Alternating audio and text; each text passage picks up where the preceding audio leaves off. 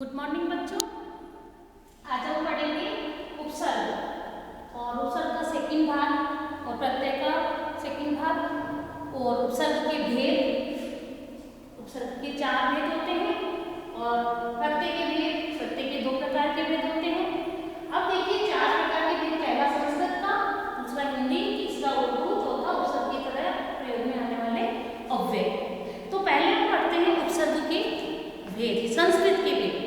उसमें आते हैं प्र, अन, अनु, अति, अधि, अप, अभि, अव, उप, दुर, से, सु आदि। अब देखिए प्र का अर्थ होता है अधिक, उत्कृष्ट, अन्य। एक सेकेंड, देखिए प्र का अर्थ क्या है?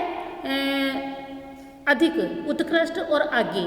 तो प्र से उपसर्ग बनते हैं प्रख्यात, प्रगति, प्रबल, प्रयत्न, प्रचार, प्रवास। अब देखिए ऐसे बनने वाले उपसर्ग, ए का अर्थ होता है अभाव, नहीं। फिर ऐसे बन रहे हैं, देखिए अधर्म और अज्ञान और अमर। अन से उपसर्ग नहीं और अभाव इसका अर्थ होता है। और अन से उपसर्ग में है अनादर, अनुमान, अनेक। फिर अनु से उपसर्ग, अनु का मतलब है पीछे और अनुयायी, अनुरूप, ये इसके उदाहरण है। फिर देखिए अति, अति का अर्थ होता है ऊपर और अधिक, यानी कहते हैं किसी चीज़ की अति हो गई तो ऊपर भी होता है और अधिक भी होता है। तो अति का अर्थ है, अति से उपसर्ग बन रहे हैं अतिशय, अत्युत्तम। फिर अधि, अधि का मतलब होता है ऊपर या समीप। अधि से उपसर्ग बन रहे हैं अधिकरण, अधिनायक, अधिपति। फिर अप का मतलब होता है तुच्छ और बुरा, इसका अर्थ होता है तुच्छ और बुरा। और इसके उदाहरण है अपकार, अपमान और अपयश। ठीक है बच्चों, इसमें ये इतना ही, बाकी ये आपको PDF में भेज देंगे। और अब फिर देखिए हिंदी के उपसर्ग। हिंदी के उपसर्ग में ऐसे उपसर्ग बन रहे हैं, ए का अर्थ होता है अभाव के बिना, यानी कि ऐसे उपसर्ग बना अकाल, काल का अर्थ होता है, लेकिन काल का अर्थ होता है समय, लेकिन जब इसमें ए जुड़ गया तो अकाल का अर्थ बदल गया ना, है अकाल, यानी किसी भी काल के अंदर सूखा पड़ जाना। फिर है अछूत, यानी कि छूत में ए जुड़ गया तो अछूत हो गया ये। फिर मर में ए जुड़ा तो अमर हो गया, सर में ए जुड़ा तो असर हो गया, और ज्ञान में ए जुड़ा तो अज्ञान हो गया। ठीक है, इस तरह से अर्थ में परिवर्तन हो जाता है। अब देखिए अन, अन, अन उपसर्ग, अन का मतलब होता है रहित के बिना। अन से बना, अन उपसर्ग से बना, जान लग गया तो, जान में अन लगा तो अनजान, और थक में अन लगा तो अनथक, और पढ़ में अन लगा तो अनपढ़, और मोल में अन लगा तो अनमोल। अनपढ़ का भी आपको पहले बताया था। अब देखिए अध, अध का मतलब होता है आधा, यानी कि अध कचरा। जला में अध जुड़ा तो अध जला, पका में अध जुड़ा उपसर्ग तो अध पका, और मरा में उपसर्ग अध जुड़ा तो अध मरा। अब जैसे उन का मतलब होता है एक कम। आप गिनती में बोलते हैं हिंदी के अंदर, जैसे 30 में एक कम हुआ तो 29, और 39 में एक कम, 40 यानी कि 40 में एक कम हुआ तो 39, 50 में एक कम हुआ तो 49, 60 में एक कम हुआ तो 59, और 70 में एक कम हुआ तो 69, और 80 में एक कम हुआ तो 79। ठीक है बच्चों, इस तरह से उनका मतलब होता है एक कम, तो इसमें उन जोड़ दीजिए तो क्या हुआ 29, 39, 49, 59, 69 और 79। इसी तरह से आगे और भी है हिंदी के उपसर्ग, वो आपको PDF में भेज देंगे।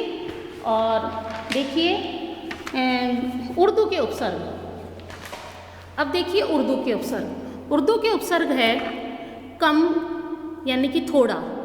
तो थोड़ा, और इसके उदाहरण है कम उम्र, उम्र में कम जोड़ा तो कम उम्र, और जोर में कम उपसर्ग जोड़ लगाया तो कमजोर, और वक्त में कम उपसर्ग लगाया तो कम वक्त बन गया, और सिन में कम उपसर्ग लगाया तो कम सिन बन गया। अब जैसे ना का अर्थ होता है रहित, यानी के बिना। तो ना में उपसर्ग, इंसाफ में ना जोड़ दिया तो ना इंसाफ हो गया, विलोम बन गया ना इंसाफ का ना इंसाफ। फिर पसंद में अगर ना जोड़ दिया तो नापसंद हो गया, लायक में ना जुड़ा तो नालायक, ये विलोम बन गए, समझ में ना जुड़ा तो ना समझ। बद, बद यानी बुरा, बद यानी बुरा। अब देखिए किस्मत में बद जोड़ दिया तो बदकिस्मत, तमीज़ में बद जोड़ दिया तो बदतमीज हो गया, मिजाज में जोड़ा बद तो बदमिजाज हो गया, और सूरत में बद जोड़ा तो बदसूरत हो गया। इस तरह से ये उर्दू के उपसर्ग हो गए। अब देखिए उपसर्ग की तरह प्रयोग में आने वाले अव्यय। स में स उपसर्ग का अर्थ होता है सहित, यानी कि किसी चीज़ के साथ। तो स में जल में स जुड़ा तो सजल, हर्ष में स जुड़ा तो सहर्ष, और सहित में स जुड़ा तो सहित। वैसे ही सत का अर्थ होता है अच्छा, यह हलंत लगा हुआ है, इसका मतलब आधा तय होता है ना। तो कार में सत जुड़ा तो सत्कार, कर्म में सत जुड़ा तो सत्कर्म, और संग में सत जुड़ा तो सत्संग। अब देखिए सु, सु यानी अच्छा सुंदर, तो नैना में सु जुड़ा तो सुनैना, यानी बहुत अच्छे नैना। मंगल में सु जुड़ा तो सुमंगल, और सुमन और सुमुखी। ठीक है बच्चों, ये हो गए आपके हिंदी के और उर्दू के और संस्कृत के और अव्यय के उपसर्ग। अब जानते हैं कृत प्रत्यय और तद्धित प्रत्यय। कृत प्रत्यय से बनने वाले शब्द को कृदंत प्रत्यय कहते हैं। जैसे क्रिया के धातु के रूप के अंत में जुड़कर जो प्रत्यय संज्ञा अथवा विशेषण बनाते हैं वे कृत प्रत्यय कहलाते हैं। जैसे लिख प्लस आई तो क्या हुआ, लिखाई। तो धातु रूप क्या है, लिख। गिर बाद में जुड़ रहे हैं ना, ये बाद में जुड़ रहे हैं, इक ना और आई और ना, ये सब ये प्रत्यय है, बाद में जुड़ने वाले प्रत्यय। अब देखिए कृत प्रत्यय। कृत प्रत्यय के कुछ उदाहरण हैं, जैसे देखिए नी। नी से कृत प्रत्यय बनाना है तो पहले कतर है, तो कतर में हमने नी जोड़ा तो क्या होगा, कतरनी, यानी केची को बोलते हैं, है ना।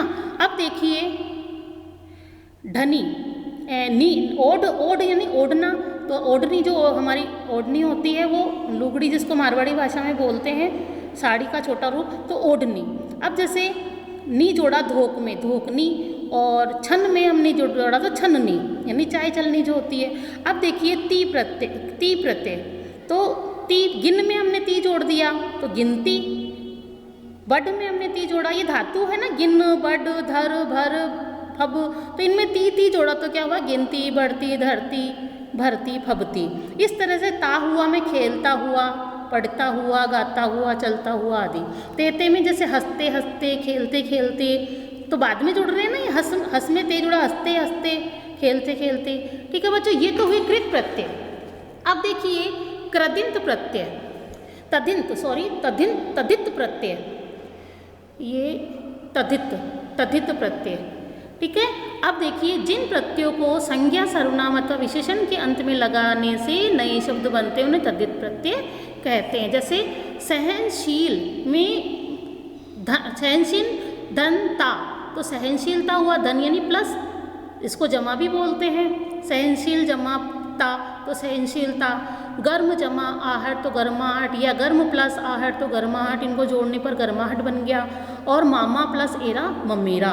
जैसे तद्धित प्रत्यय के उदाहरण, ई, तद्धित यानी कि ई प्रत्यय जोड़ना है अपने को, तो बंगाल से, बंगाल में ई जोड़ा तो क्या हुआ, बंगाली, तो क्या बन रहा है, ये विशेषण बन रहा है ना। गुजराती, गुजरात से ई जोड़ा, ई प्रत्यय जोड़ा तो गुजराती। और लखनऊ में ई जोड़ा तो लखनवी, और दहल में जोड़ा तो दहली। अब जैसे एरा, एरा अगर हमने जो, जैसे चचेरा, ममेरा, फुफेरा, मोसेरा, सपेरा, है ना। अब देखो हारा, जैसे लकड़ हारा, सर्व हारा, हारा जुड़ रहा है ना, आरा, हारा का, आरा का स्वर आ रहा है इसमें, हारा, आरा। एरा यहाँ छोटी ए है, ये बड़ी ई है। और उपसर्ग के अंदर कभी भी बड़ी मात्रा नहीं आती है ना। अब इसमें तो बड़ी भी आ रही है आपके, छोटी भी आ रही है। अब देखिए क प्रत्यय जोड़ना है, पाठ में क जुड़ा तो पाठक हो गया, पाठ तो एक पाठ होता है, और पाठक यानी जो पाठ लिखने वाला, लेख यानी लिखना, और लेखक यानी लिखने वाला।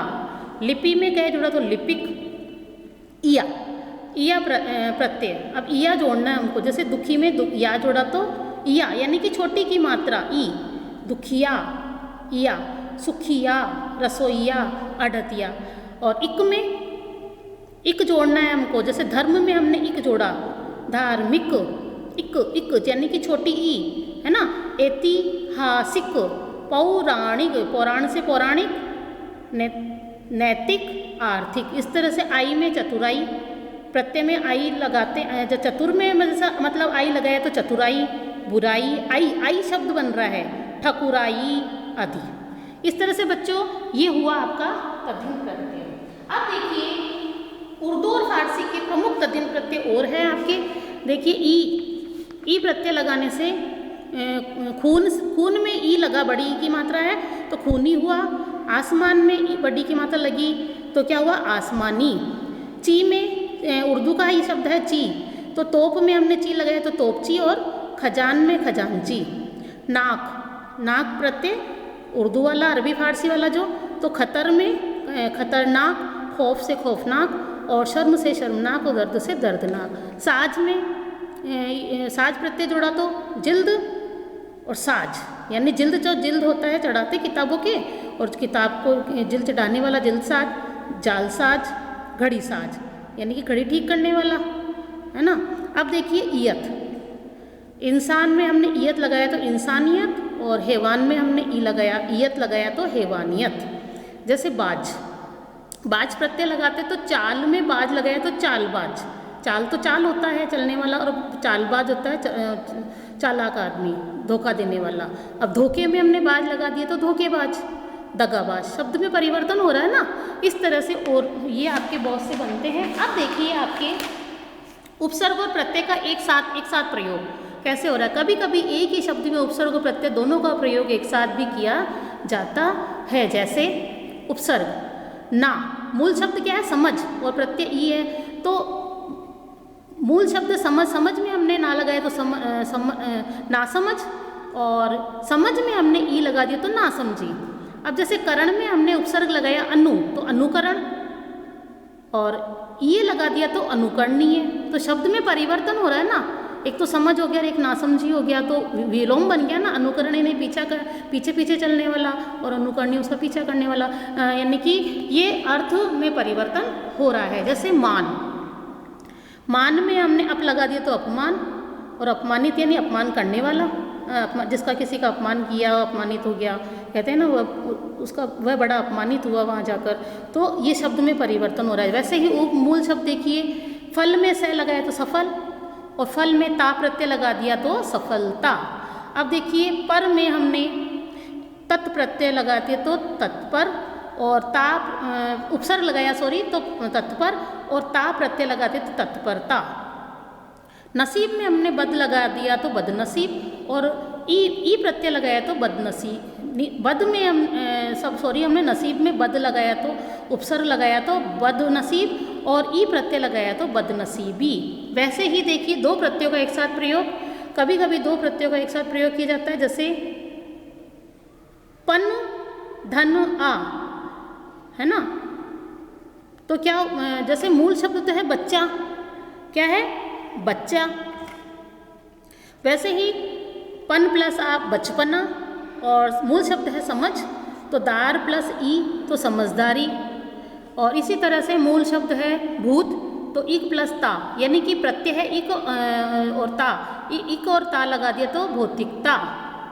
देख, और देख पे हमने लगाया मूल शब्द, प्रत्यय लगा दिया आवट, और ई भी लगा दिया तो दिखावटी, यानी कि दो प्रत्यय जुड़ रहे हैं। पन प्लस आ, दार प्लस ई, और इक प्लस ता, आवट प्लस ई। ठीक है बच्चों, अब ये आपको आशा है आपको उपसर्ग और प्रत्यय में भेद पता चल गया होगा कि उपसर्ग तो पहले आते हैं, शब्दांश आते हैं उसके, और प्रत्यय में बाद में जुड़ते हैं। उपसर्ग में पहले शब्द के पहले जुड़ता है। और उपसर्ग 4 प्रकार के होते हैं, और प्रत्यय 2 प्रकार के होते हैं। 4 प्रकार के हिंदी के, संस्कृत के, उर्दू के, और अव्यय के, है ना। अब देखिए इसमें प्रत्यय और तद्धित प्रत्यय, तो इस तरह